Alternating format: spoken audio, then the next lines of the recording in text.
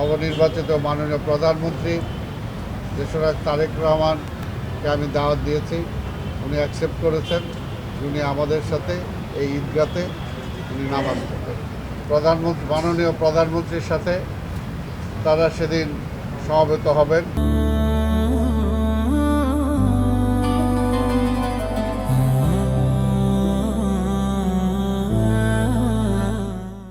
পবিত্র ঈদ উল ফিতরের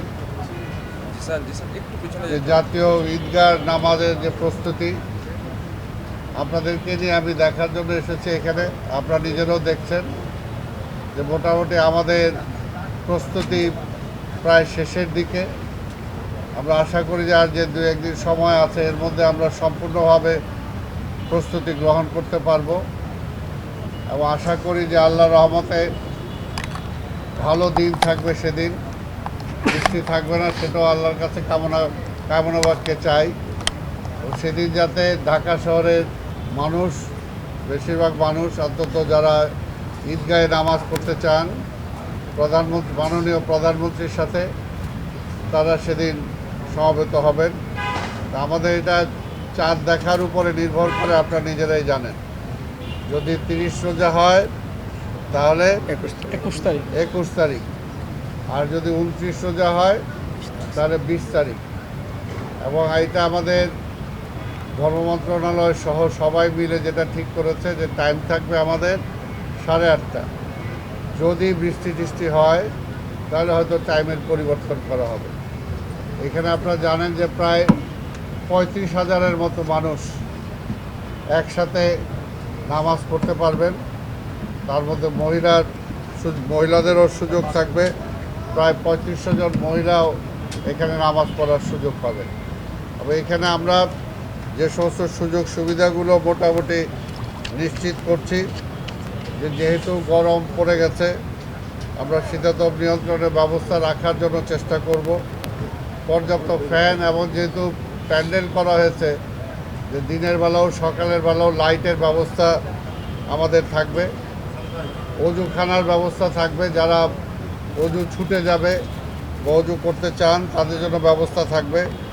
মহিলাদের জন্য আমার হাতের ডান পাশে আলাদা প্রবেশপথ এবং নামাজের ব্যবস্থা তাদের জন্য আলাদা থাকবে। খাবারের পানির ব্যবস্থা আমরা এখানে রাখবো যদি পানি তেষ্টা পায়, কারণ রোজার শেষ, সেই সময় মানুষের কিছুটা পানির তেষ্টা পেতেই পারে। পানির ব্যবস্থা আমরা রাখবো। আর ভিআইপি কাতারের জন্য, যেটা আপনারা সচরাচর সবসময় দেখে এসেছেন, ভিআইপি কাতারে জায়নামাজের যে টোটাল ব্যবস্থা, সেটা যতটুকু আমাদের মাননীয় প্রধানমন্ত্রীর সিকিউরিটি সহ সবাই বসে যতটুকু তারা আমাদেরকে এগ্রি করবে ততটুকু আমরা সেখানে ব্যবস্থা করব। আর নামাজের মধ্যে অনেক বয়স্ক মানুষ আসতে পারে, সেটার জন্য হয়তো ইমার্জেন্সি অনেকের টয়লেটের ব্যবস্থাও যদি প্রয়োজন হয়, আমরা ভ্রাম্যমাণ টয়লেটের ব্যবস্থা এখানে রাখব।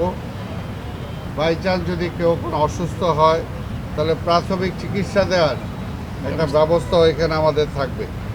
আর যেহেতু বাংলাদেশ বৃষ্টির সম্ভাবনা থাকেই, বৃষ্টিটা মাথায় রেখে যদি বৃষ্টি হয় পানিটা দ্রুত নিষ্কাশনের ব্যবস্থা আমরা করেছি, যাতে পানিটা দ্রুত চলে যায়।